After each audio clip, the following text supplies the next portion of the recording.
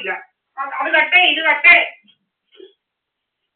7,000 രൂപ അവരുടെ എന്തുവാ സാവിത്രി കട്ടെന്ന്, ഓട്സ് കട്ട്, മരുന്ന് കട്ട്, അതെല്ലാം ഇവിടെ വന്നിരുന്ന എന്നും ആ പെണ്ണിനെ വിളിച്ച് പറയാനായിരുന്നു ജോലി.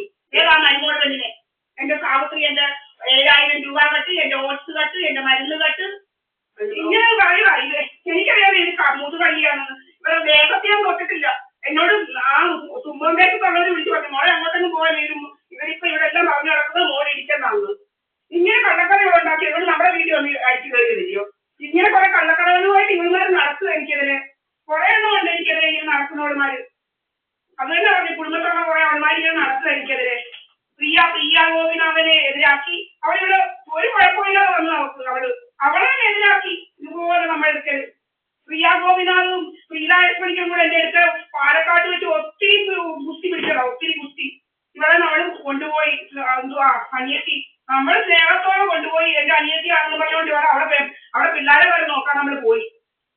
ദൈവം കണ്ടിട്ടുണ്ട് ഇതെല്ലാം. ഇവിടെ ഇവിടെ ഇവിടെ ഏതാണ്ട് പരീക്ഷാ പേപ്പർ നോക്കുന്നതിന് ഞാൻ 2 പ്രാവശ്യം ചന്ദ്രമോഹൻ സാറ് പോകാൻ പറ്റത്തില്ല, പോയാ വരണ്ടാന്ന്. എന്നിട്ട് നമ്മൾ പോയി. എന്നിട്ട് ഇവളും പ്രിയ ഗോപിനാഥും കൂടെ എന്റെ അടുത്ത് അവിടെ കുസ്തിക്ക് വന്നതൊക്കെ എനിക്ക് നല്ലപോലെ അറിയാം. എന്തെല്ലാം പറഞ്ഞാൽ കുസ്തി എടുത്തത് ഇവന്മാര്. കുറെ കുസ്തി എടുത്ത് ഈശ്വരം കണ്ടിട്ടുണ്ടില്ല. നമ്മൾ അവള് പരീക്ഷാ പേപ്പർ നോക്കട്ടെന്ന് പറഞ്ഞാൽ ഓടി പോയതാ.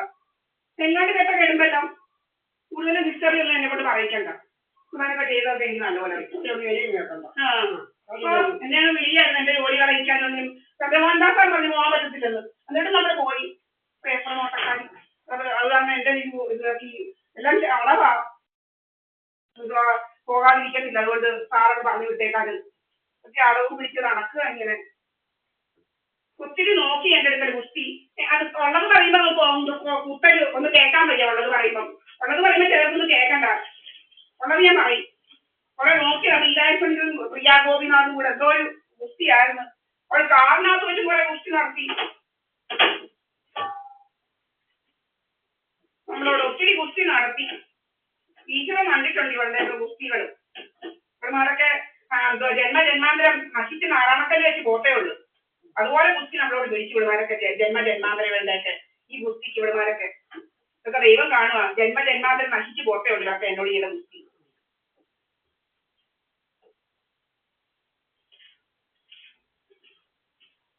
പല രീതിയിലല്ലയോ നമ്മളോട്. കുറെ ലേസറും എല്ലായിട്ട് ഇരിക്കുന്നു. കുറെ കഥ പിന്നെ എങ്ങോട്ടും പോകണ്ട. കുറെ അവമാനിക്കണമെന്ന് വണ്ടിയെ നടക്കുക. നമ്മൾ കയറുന്ന കടയെല്ലാം ഇങ്ങനെ നോക്കി വെച്ചിരിക്കുക. അങ്ങോട്ട് കയറും ഇപ്പൊ ഇങ്ങോട്ട് കയറും കഥ ഉണ്ടാക്കാനായിട്ട് ഇങ്ങനെ നടക്കുക കുറെ അവന്മാര്. അവിടെ കയറിയപ്പം ഉടനെ വണ്ടി വിട്ട് പടിഞ്ഞാട്ട് വന്നു. എന്നെ നോക്കി വെച്ച് വണ്ടി വിട്ട് പടിഞ്ഞാട്ട് വരുന്നവൻ. ഞാൻ പതിയെ അറിയാൻ വേണ്ടി തന്നെ അമ്പാടിക്കടയിൽ അവിടോട്ട് കയറി. ഉടനെ അവൻ വണ്ടി എന്തുവാ ഷീജയുടെ അങ്ങോട്ട് നിർത്തിയേച്ച് അവൻ ഇറങ്ങാൻ തുടങ്ങുന്നത്. അപ്പൊ ഞാൻ നേരെ പടിഞ്ഞാട്ടങ്ങ് പോയി.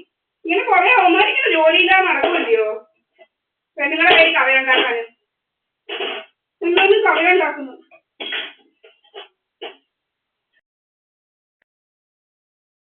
ഒന്നുമില്ലയോ കേസ് വിളിച്ചെന്നും പറഞ്ഞോണ്ട്. ഇപ്പം കേസുമില്ല മൂന്നുമില്ല. എന്തുകൊള്ളാം കേസ് കള്ളത്തരമായിട്ട് പോലീസിനെ വരെ ഇതാക്കി വിളിക്കുക. കുറെ കള്ളന്മാര് കളികളും. പോലീസൊക്കെ ഉമാറെ കളിക്കുഞ്ഞ. മജിസ്ട്രേറ്റ് റിയാരാജി വരെയായിരുന്നു. റിയാരാജി മജിസ്ട്രേറ്റ് അതുവരെയായിരുന്നു നാടകം കൊണ്ട് നടക്കുന്നത്. പിന്നെ പോലെ ശമ്പളം കൊടുക്കുന്ന നാടകത്തിലില്ലയോ. എന്തോന്നാവുമെന്നായിരിക്കും.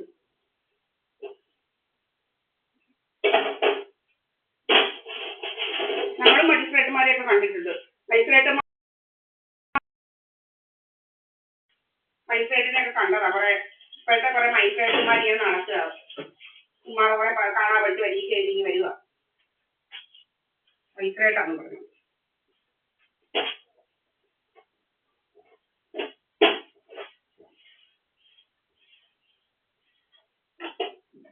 നിയമം അറിയാവൊന്നുമില്ല.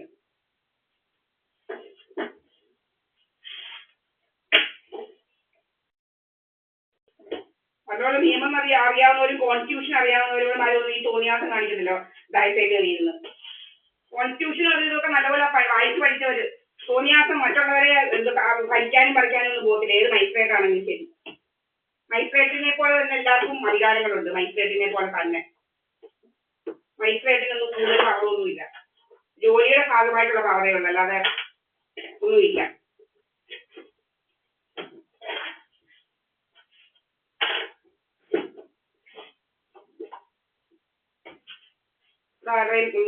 വീട്ടിലൊന്നും കയറി പോകുന്നില്ല.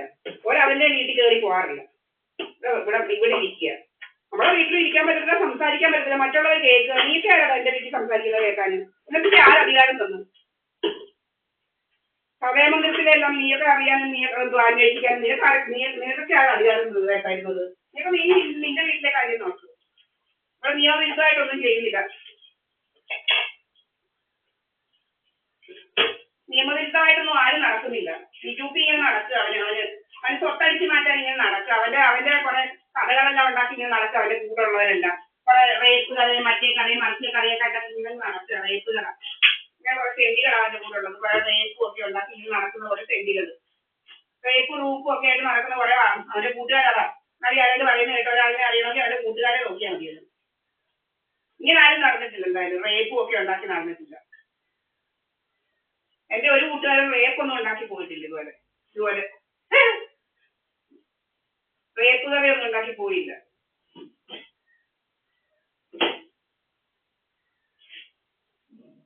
ഇവന്മാരൊക്കെ മുറുക്കരായപ്പോഴാണ് റേപ്പ് കഥയൊക്കെ ഉണ്ടാക്കുന്നത്.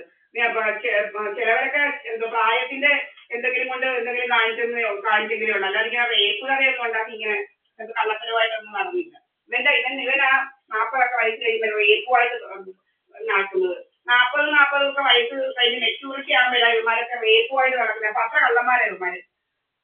അവർക്ക് 40 വയസ്സ് കഴിയുമ്പോൾ മെച്യൂരിറ്റി വരും. എന്ന് വെച്ച് കഴിഞ്ഞാൽ എന്ത് ചെയ്യണം എന്ത് ചെയ്യണമെന്നൊക്കെയുള്ള ഇത് വരും. ജീവിതം കൊടുക്കുന്ന ഇതിക്കൂടുള്ള തന്നെത്താനെ ജീവിതം കുറച്ച് അനുഭവങ്ങൾ കൊടുക്കുമ്പോൾ നമ്മൾ കുറെ പാഠങ്ങൾ പഠിക്കും. അത് ഇവനൊക്കെ 40 വയസ്സായപ്പോഴാണ് റേപ്പുമായിട്ട് നടക്കുക. റേപ്പ് കഥയുമായിട്ട് 40, 50, 50 ആയപ്പോഴാണ് അവന് റേപ്പ് തുടങ്ങിയത്. അപ്പൊ അവനൊക്കെയാണ് ഏറ്റവും വലിയ ക്രിമിനലുകൾ.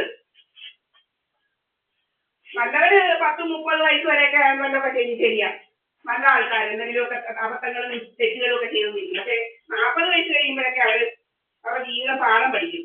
ഇവന്മാർ പഠിച്ച കള്ളന്മാരിങ്ങനെ നടക്കുക, പഠിച്ച കള്ളര്. അപ്പോഴവന്മാർക്ക് റേപ്പ് റൂപ്പും ഒക്കെ ആയിട്ട് ഇറങ്ങിയിരിക്കുക. റേപ്പ് കഥ മറ്റേ കഥ. എന്റെ കൂട്ടുകാരന്മാർ അത്ര കള്ളരായിവന്മാര്, അത്ര കള്ളരായിട്ടങ്ങ് നടക്കുക. രതീഷ് കുറെ വക്കീലന്മാരുണ്ട്. ഇങ്ങനെ നടക്കുക. കുറെ പെണ്ണുങ്ങളെ കയറ്റി നടപ്പായി ഇവന്മാരുടെ ജോലി.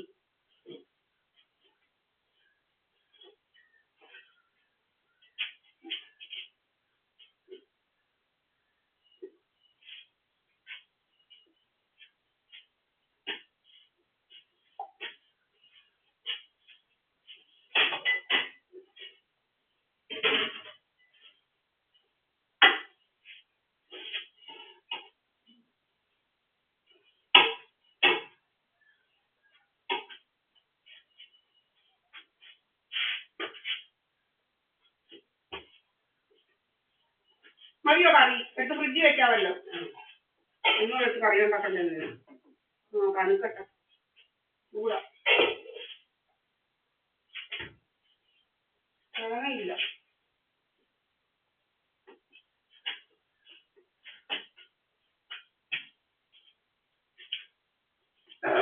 പന്ത്രണ്ട് നമ്പരൊന്ന് വിളിക്കാണ് അവന്.